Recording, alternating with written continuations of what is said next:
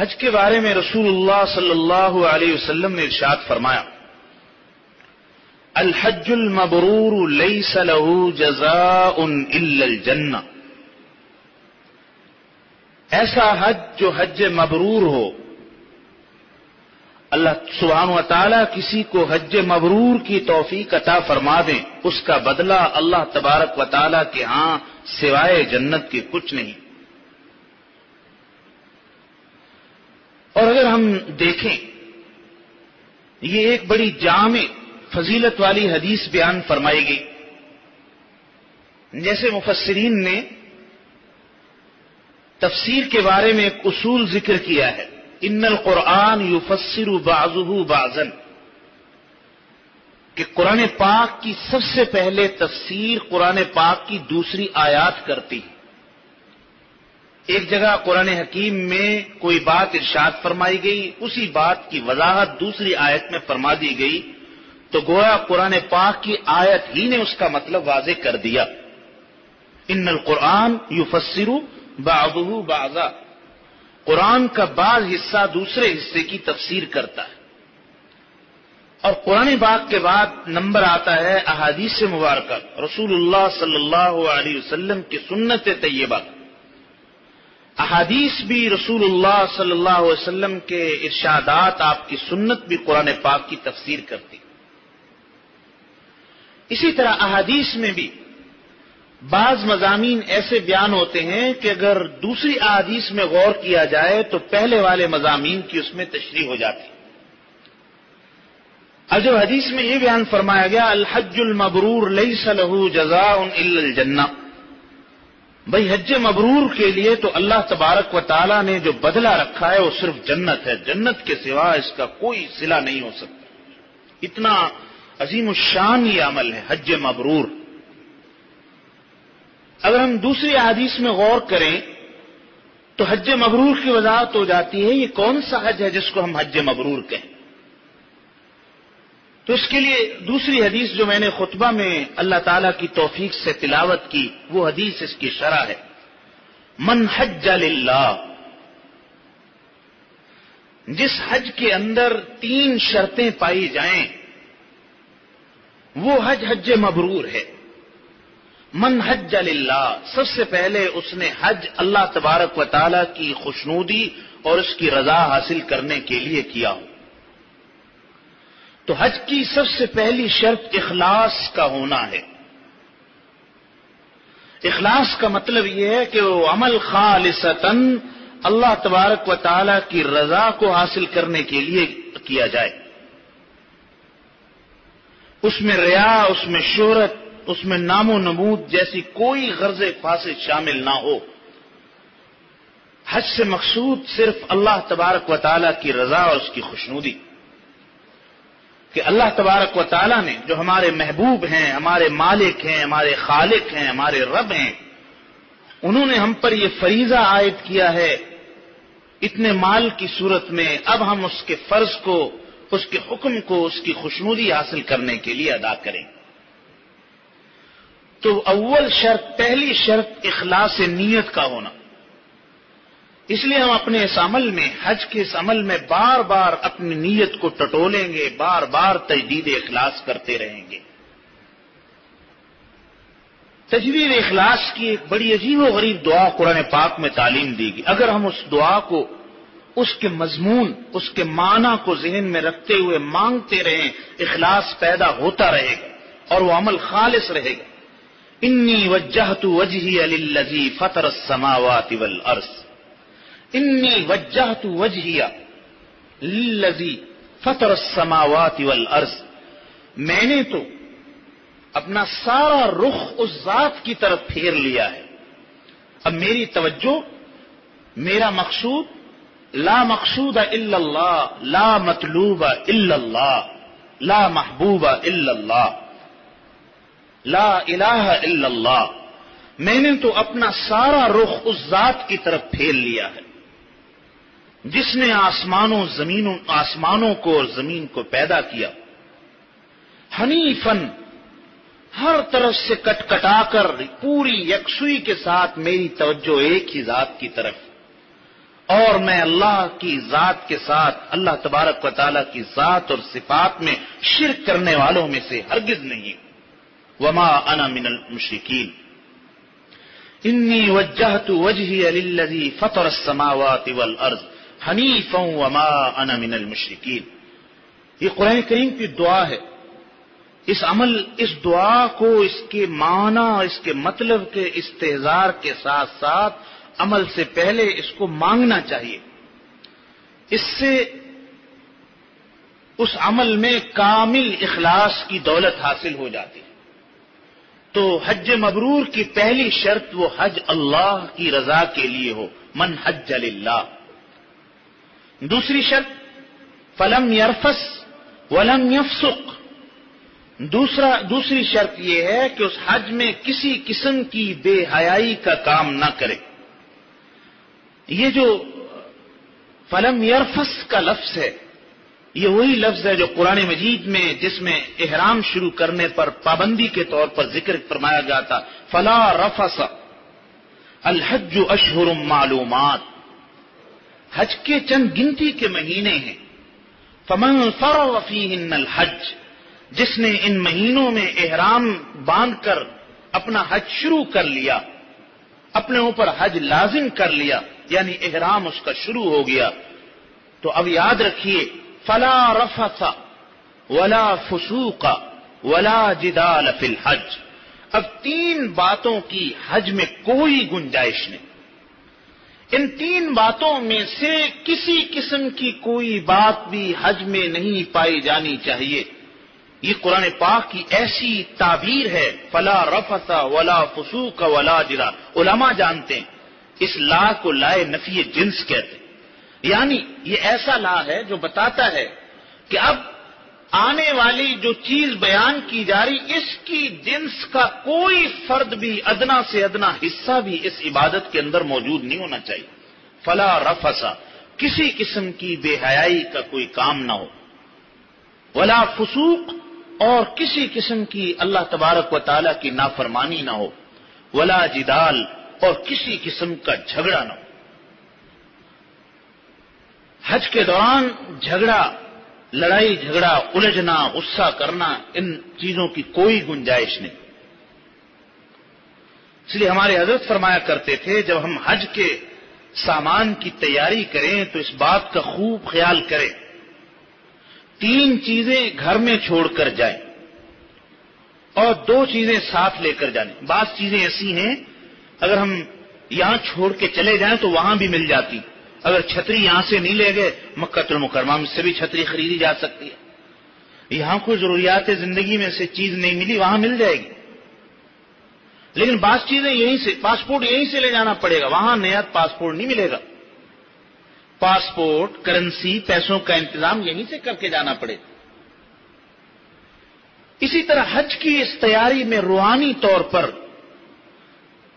اس عمل میں اللہ تبارک و تعالیٰ کی رضا حاصل کرنے کے لیے، اپنے حج کو حج مبرور بنانے کے لیے قرآن و سنت کی تعلیمات کا خلاصہ اللہ کے ایک برگزیدہ بندے نے اپنے سادہ لفظوں میں بیان فرمایا. 3 چیزیں ساتھ لے کر جانی اور 2 چیزیں گھر چھوڑ کر جانی. 2 چیزیں ساتھ لے کر جانی اور 3 چیزیں گھر چھوڑنی.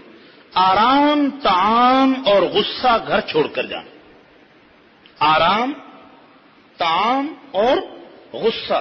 ہرگز پوری طرح اپنے بیگ، بریف کیس اور اپنے ہر قسم کی جہاں بھی چیز یہ چھپ سکتی ہو نا جی، یہ اچھی طرح تلاشی لے لیجئے.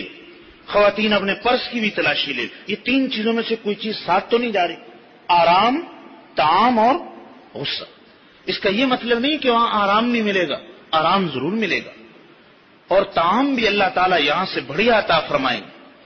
لیکن جہاں کہیں اپنے مزاج سے ہٹ کر یا کہیں کوئی بے آرامی یا کہیں مجاہدہ یا مشقت برداشت کرنی پڑے تو یہ چیز ساتھ نہ ہو.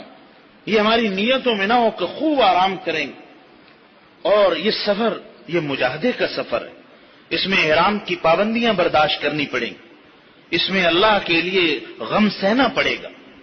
احرام کی خلاف ورزیوں سے بچنا پڑے گا. اس لیے آرام، طعام اور غصہ یہی چھوڑ کے چلے جائیں. اور دو چیزیں ساتھ لے جانی، حوصلہ اور سخاوت، برداشت، حلم اور حوصلہ بہت زیادہ ہو، قدم قدم پہ حوصلہ ہو، ذرہ برابر بھی ناگواری اور غصہ قریب نہ آئے، کسی سے کوئی جھگڑا نہ ہو، الجھن نہ ہو، اور سخاوت، سبحان اللہ، اتنا جامع لفظ ہے۔ سخاوت اللہ تبارک و تعالی کے اولیاء کی صفات میں سے خاص ممتاز صفت ہے۔ دیکھو بہت ساری چیزیں انسان کے باطن میں چھپی رہتی، وہ ظاہر نہیں ہوتی، جیسے اللہ تبارک و تعالی کی خشیت ہے، انابت ہے، تواضع ہے، یہ باطن کی ایسی دولت ہے، یہ اندر کی دولت ہے، اس کو چھپایا بھی جا سکتا ہے، یہ چھپی رہتی، لیکن ولایت کی یہ صفت یعنی سخاوت ایسی ہے، اس سے ظاہر ہو جاتا ہے کہ یہ بندہ اللہ تعالیٰ کے خاص مقبول بندوں میں سے۔ سخاوت، اس سخاوت میں کھانے پینے، صدقات وہ بھی شامل ہیں، اور باقی معاملات میں بھی کمزوروں کو ترجیح دینا، دوسروں کو آگے رکھنا، یہ بھی سخاوت میں داخل۔ بسوں میں سوار ہوتے وقت، ایئرپورٹ پر، دوسری چیزوں میں، کھانے میں، پینے میں، تمام معاملات میں دوسروں کو جس نے ترجیح دی، اپنے آپ کو پیچھے رکھا، اس نے سخاوت کا مظاہرہ کیا۔ یہ جتنا جتنا سخاوت کا مظاہرہ کرتا جائے گا، اس کا حج مبرور ہوتا چلا جائے گا، اور اس کے درجات بلند ہوں گے، اور اس کا حج انتہائی نیکیوں سے بھرا ہوا حج ہو۔ تو یہ بڑی قیمتی نصیحت، آرام، طعام اور غصہ گھر میں چھوڑ کر جانا، اور حوصلہ اور سخاوت ساتھ لے کر جانا۔ اللہ سبحانہ و تعالی عالم الغیب والشہادہ ذات، اللہ تبارک و تعالی سے کون سی چیز مخفی ہے؟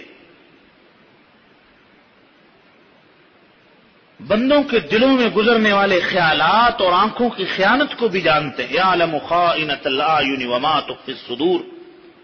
اللہ تعالیٰ نے جو پابندیاں لگائی احرام کے حوالے سے، دیکھیے یہ کام نہیں کرنے قیامت تک کے لیے، تو ان خاص پابندیوں کا الگ سے ذکر کرنا، اس میں اشارہ ہے اس بات کا کہ اس حوالے سے چونکہ بار بار نوبت آئے گی اپنے آپ پر کنٹرول کرنے کی، لہذا اس کا خاص خیال رکھا جائے۔ تو پہلی شرط حج مبرور بننے کے لیے حدیث میں وہ حج خالصتاً اللہ سبحانہ و تعالی کی رضا کے لیے ہو۔ دوسری شرط اس میں کوئی بے حیائی کا کام نہ ہو۔ اس میں بعض وہ پابندیاں ہیں جو شوہروں پر عائد ہوتی ہیں، ان کی ازدواجی زندگی کے حوالے سے وہ حج کی کتابوں میں لکھی ہوئی، اور اس کے علاوہ اپنی نگاہ کی، اپنے دل کی حفاظت کرنا، اپنے حیا، اپنی پاک دامنی کی حفاظت کرنا، اپنی نظروں کی حفاظت کرنا، یہ بھی اس میں داخل۔ ولا فسوق، اور کسی قسم کی بھی اللہ تبارک و تعالی کی نافرمانی نہ ہو۔ جو احرام کی پابندیاں، جیسے احرام پہننے میں ان باتوں کا خیال کرنا ہے، یہ ساری پابندیاں، یہ احکامات ہیں، ان کا خیال کرنا، اگر ان میں سے کسی پابندی کو توڑا تو اللہ تعالی کی نافرمانی ہو جائے گی۔ جیسے ہم نماز پڑھتے ہیں اور تکبیر تحریمہ کہتے ہیں، اللہ اکبر، اب پابندیاں عائد ہو جاتی۔ دیکھیے اس تکبیر تحریمہ کے بعد اب ادھر ادھر متوجہ ہونے کی اجازت نہیں، کلام کی اجازت نہیں، سلام کی اجازت نہیں، کھانے پینے کی اجازت نہیں، چلنے پھرنے کی اجازت نہیں، پابندیاں آ گئی نا۔ اسی طرح احرام بھی ایسی چیز ہے جس کے بعد حاجی پر، احرام والے پر چند پابندیاں عائد ہو جاتی، ان پابندیوں کا خیال رکھنا واجب ہے۔ ان پابندیوں کو توڑ دینا جان بوجھ کر یہ گناہ ہے۔ اگر عذر کی وجہ سے ٹوٹی، گناہ تو نہیں ہوگا، لیکن اس کی کوئی نہ کوئی جزا، کوئی نہ کوئی سزا شریعت کی طرف سے مقرر۔ بغیر عذر کے اگر کسی نے کوئی احرام کی خلاف ورزی کی، گناہ بھی ہوگا اور جزا بھی لازم ہوگا۔ تو وہ گناہ جو حرم سے باہر ہو، اس میں بھی شناعت، اس میں بھی قباحت موجود ہے، لیکن اگر وہی گناہ اللہ کے حرم میں، وہاں اللہ تعالیٰ کی نشانیوں وہاں ہو، تو اس کے اندر شناعت، اس کی قباحت اسی طرح بڑھ جاتی ہے جیسے ایک نیکی لاکھ گنا بڑھ جاتی ہے۔ اس لیے وہاں اس بات کا بہت خیال کر۔ احرام کی پابندیاں، حرم کی پابندیاں، ان باتوں کا خیال رکھنا، اور اس کے علاوہ باقی جتنے گناہ ہیں وہ عام حالت میں بھی گناہ ہیں اور احرام کی حالت میں اس کی شدت اور زیادہ بڑھتی ہے۔ جھوٹ بولنا ویسے بھی گناہ احرام کی حالت میں اور زیادہ کبیح ہو جاتا ہے۔ غیبت کرنا ویسے بھی گناہ احرام کی حالت میں اور زیادہ کبیح ہے۔ چوری کرنا ویسے بھی گناہ احرام کی حالت میں اور زیادہ کبیح۔ کسی کو تکلیف پہنچانا ویسے بھی گناہ، احرام اور حرم میں اس کی قباحت اور زیادہ بڑھ جاتی ہے۔ حضرت سیدنا عبداللہ بن عباس رضی اللہ تعالیٰ عنہ حضرت صلی اللہ علیہ وسلم کے چچا زاد بھائی رئیس المفسرین کہلاتے، آپ صلی اللہ علیہ وسلم نے ان کے لیے خاص دعا فرمائی تھی، اے اللہ میرے ابن عباس کو اپنی کتاب کا علم عطا فرما دو، کتاب اللہ کا علم عطا فرما۔ اللہ تعالیٰ نے قرآن کا ایسا علم عطا فرمایا، ایسے مفسر تھے کہ رئیس المفسرین کہلاتے۔ آپ آخر عمر میں مکہ المکرمہ کو چھوڑ کر طائف چلے گئے، آپ کا مزار، آپ کی قبر اطہر طائف میں ہے، اور طائف جانے کی وجہ یہ تھی، فرمایا کرتے تھے میں حرم سے باہر رہ کر 70 گناہ کروں، میں حرم سے باہر رہ کر 70 گناہ، یہ ہمیں سمجھانے کے لیے فرمایا، اس سے بہتر ہے کہ میں حرم میں رہ کر 1 گناہ کروں، یعنی حرم کا گناہ قباحت میں بہت زیادہ بڑا ہوتا ہے۔ اس لیے پوری عظمت کے ساتھ، احترام کے ساتھ کہ یہ وہ حدود ہیں جو اللہ تبارک و تعالیٰ نے حضرت جبرائیل کو بھیج کر حضرت ابراہیم کے علیہ السلام کے ذریعے سے مقرر فرمائی، یہاں کی حدود، یہاں کا حرم ہونا، اس کے نشانات، یہاں کے میقات، یہاں کی پابندیاں، یہ سب چیزیں پہلے سے چلی آ رہی۔ حرم کا احترام بہت ضروری۔ وَمَن يُعَظِّمْ شَعَائِرَ اللَّهِ فَإِنَّهَا مِن تَقْوَى الْقُلُوبِ، اللہ کے شاعر کی جس نے تعظیم کی، یہ اس بات کی علامت ہے کہ اس کا دل متقی ہے اور پرہیزگار ہے۔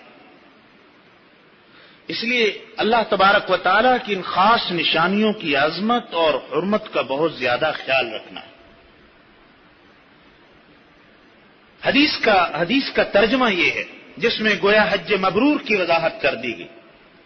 جس شخص نے بھی اللہ کی رضا کے لیے حج کیا اور حج کے دوران کسی قسم کی بے حیائی کا کوئی کام نہیں کیا اور اس نے کوئی اللہ تعالی کی نافرمانی نہیں کی، رجع کیوم ولدتہ امہ، وہ حج کے بعد گناہوں سے پاک صاف ہو کر ایسے واپس لوٹے گا جیسے آج ہی اس کی ولادت ہوئی۔ جیسے بچہ گناہوں سے بالکل پاک ہوتا ہے، اسی طرح حاجی بھی گویا ایک نئی ولادت کے ساتھ، جسمانی ولادت تو اس کی پہلے ہوئی لیکن گویا ایسی روحانی ولادت ہوئی کہ اس کا جسم، اس کی روح ہر قسم کے گناہوں سے پاک ہو کر واپس آئی۔ اور جو ایسا پاک ہو جس پر کوئی گناہ نہ ہو، وہ اللہ کے خاص مقبول بندوں میں سے، اولیاء اللہ میں سے ہے۔ اس لیے میرے بھائیوں، ہم اس سفر کو اس کے آداب اور مسائل کا خیال رکھتے ہوئے قیمتی بنا لیں۔